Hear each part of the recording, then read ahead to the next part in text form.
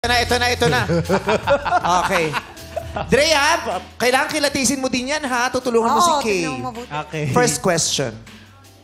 So the first question is, kapag naghabol ang taong iniwanan, kahinaan ba ito o katapangan?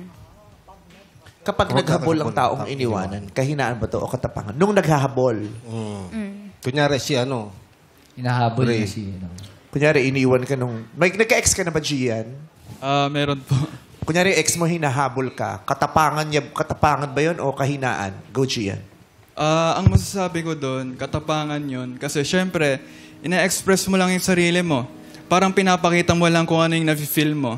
Kaya mo hinahabol yung tao, ibig sabihin nun, may lakas ka pa. Ibig sabihin, kaya mo pa. Pero kung hindi na, hindi mo naman nahabulan, di ba? So, yun lang ang masasabi ko, guys. So, hindi siya kahinaan, kundi kalakasan siya. So, yung paghahabol, guys, hindi ibig sabihin nun, Di ba yun ang ending nun? Ayun, basta. Hindi siya kahinaan, guys. Parang pinapakita mo lang na kaya mo pa. Pero kung hindi na kaya, edi tama. Inulit mo lang talaga. Hindi nga kasi kahinaan yun, guys. Sa kahinaan. Pero parang Pero gets namin yung sinabi mo, Gian. Daryl. Dio, para ho sa akin, ay di katapangan nga din. Ay, gawa ng hindi mo naman hahabulin nga naman yung tao kung wala ka nang nararamdaman. Tsaka, pinapakita mo lang sa kanya na minahal mo siya, na humihingi siya ng pagkakataon na kung kahit na nasa bingit na ng end yung inyong relationship is gumagawa pa rin siya ng paraan. Para sa akin po, katapangan. Parang masarap kasama tumambay ito sa tindahan, no? Yung inom lang kayo Royal, tapos tortillos lang, no? Tapos ang dami yung pinag-uusapan. Kwentuhan lang kayo. Magkakasundo kayo sa mamagitan ng tortillos. Thank you, Daryl. Mark! Hello po. I think it's katapangan. Kasi it takes a lot to swallow your pride. But then again, hindi porket matapang it's the right thing to do. Kasi bakit mo hahabulin yung someone na iniwanan ka, yung hindi na-appreciate yung worth mo in the first place. Ganda sagot nilang tatlo. Correct.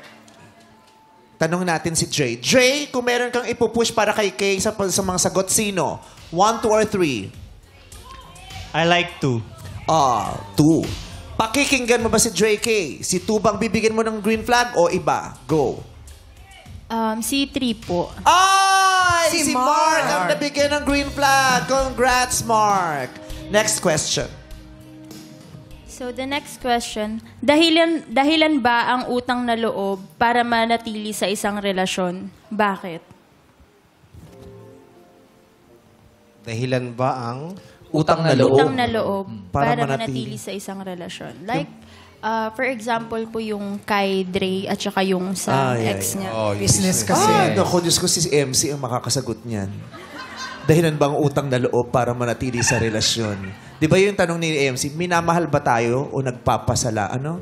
Or pinapasalamatan lang. Kaya nasa relasyon dahil may tinatanaw or ano. Mark, unahin ka natin. Number 3. Hello po. For me, sorry, ano ulit yung talong? Hay, nako Mark. Dahilan ba pag hindi mo naintindihan para hindi ka bigyan ng green flag? Sorry po. Dahilan daw ba ang utang na loob para magstay sa relasyon? I think hindi. Kasi if yun yung magiging reason natin, parang hindi na masaya magmahal. Kasi parang nag-i-stay ka na lang kasi may utang na loob ka. Pero kahit despite sa toxicity, gano'n and all, parang hindi siya worth it magstay kung gano'n lang din sa utang na loob ka magbe-base. Thank you, Mark. Ito na, search number 1, Gian. Syempre hindi. Kasi let's get straight to the point na, guys. Dapat pag nagmamahal ka, dapat yung dahilan, dahil gusto mo at talagang may commitment. Kumbaga, kaya mong ibigay lahat ng mabibigay mo at kaya mo talagang mahalin ng totoo. Lumaki na si Argus. Thank you. At least pogi pa din siya nung lumaki. Daryl, search number 2. Para sa akin po, ang gayon, parang give and take lang ho. Bakit gaho bagay para kayong magtatanim ng sama ng loob sa iyong kapartner? Yung utang na loob bagay. Pwede mo naman yung magawa ng paraan sa, halimbawa, magpapakita ka ng good thing o na maayos na pakikisalamuha sa kanya, okay na yun. Yung utang na loob, hindi naman natin nababayaran yun alimbawa, ng pagbawi, ganun. Yung pinakang utang na loob natin sa isang tao ay mababayaran lang natin nang hindi nila nalalaman. Maraming salamat. Kay, sinong bibigyan mo ng green flag? Gusto ko po yung sagot ni number 1. Si Gian, yung pangalawang sumagot. Pabor ba sa'yo yun, Dre? Okay ba sa'yo yun? Si Okay, Gian daw? okay lang. Go! Next question, please. Third question, paano mo ilalarawan ang feeling ng in love? Daryl. Number 2. Sadya naman nung pag ako'y in love, ay sadyang... ay hindi ko maipaliwanag gawa ng... Yung tipo gahong kahit ako'y nagkakapilang sa umaga, pagkatapos ay iniisip ko yung taong nagugustuhan ko, ay di kasarap naman ako sa... lalo na pagka halimbawa umaga, ay tayo kayo nagkakape. Di, Kaping barato yan. Nakangiti ka. Iyon. Sadya akong gayon.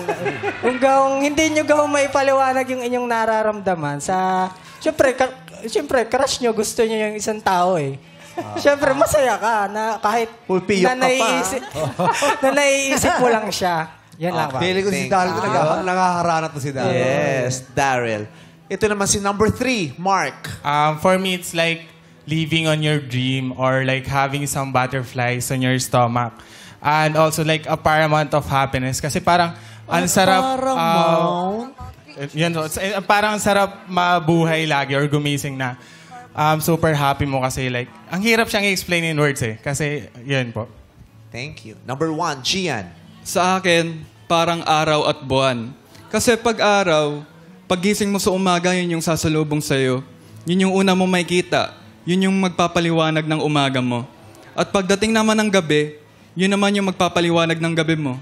Yun yung makakasama mo. At yun yung yun yung parang mapapakiramdaman mo na nandyan para sa'yo. Paano pag umuulan? Ganda ng araw at buwan. Paano pag umuulan? Araw at buwan. Masarap matulog pag maulan. Pahinga mo muna yun. Kay, kanino ang green flag? Kay number 2 po. Kay number 2 kay Daryl, yung sa kape-kape. Okay. So, Dre, nagugulan si Kay, lahat binigyan niya ng green flag. Sino ang ipupush mo na i-date ni Sa iyong Kay? palagay, Dre, sino? 1, 2, or 3? Ako talaga gusto based on, syempre, nakasama ko kasi ng matagal din si Kay. Nakikita ko si Kay number 2. Kay Daryl. Number 2. Kay, may value ba sa'yo ang sinabi ni X o may iba ka talagang gusto?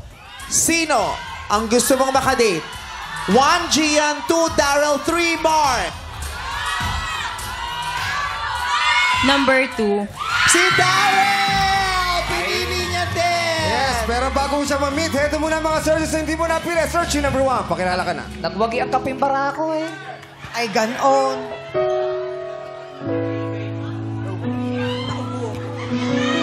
Hello, Kay. Gusto ko lang na sa susunod na relationship mo, sana okay na yung experiences mo. At yun lang, stay strong at good luck sa mga susunod na challenges. Sana yung mga naranasan mo nung past relationships mo ay maging lesson yun para sa'yo. So, Thank you very much. Mark, dali po mo si Kay, papakilala ka namin. Kay, si Marco. Hi, Kay. Hi, Mark. So, short message lang. Sana if you find yung love next time, sana yun na yung maging last. Kasi we all deserve love that last. Yun. Thank you, Mark. Thank you. Naku, eto na, Kay. May message sa'yo ang ex mo na si Dre.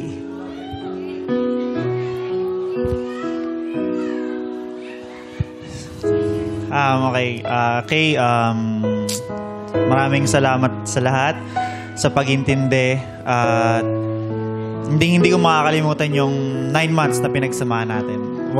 Walang tapon doon. Lahat sobrang ganda. Maraming salamat. Thank you. Kay, May hilig lang po. Pwede pong humag. ano? Pwedeng humag. Kay, gusto ko daw niya i-hug. Okay lang? Okay lang. Hug. Go! May ganun sila. May ganun pala. Naiyak si Kay. Handshake. May ganun silang code na mag-jowa. Kay, may gusto kang sabihin? At least thank you kay Jay. Jay, anong gusto mo? Sa loob ng 9 months, ikaw yung taong naglabas ng emotions, ng matatapang na emotions na meron ako. Yung saya, yung lungkot, yung excitement. Gusto ko lang sabihin na kung mali man na minahal kita, ikaw yung paborito kong pagkakamali. Oh, thank you very much. Dre, may gusto kang sabihin kay Daryl? Short message? Like very short? The shortest? Kabalin. Gayon ha. Kamusta? Ayusin mo ang pag-aalaga kay Kay ha. Wala pa problema. Swerte kang lalaki at ikaw ang napili ko. Para kay Kay. O baka ready kayong mag-date tayo. Okay na yan. Thank you, Dre. Daryl, tabihan mo na si Kay. Dali! Dali,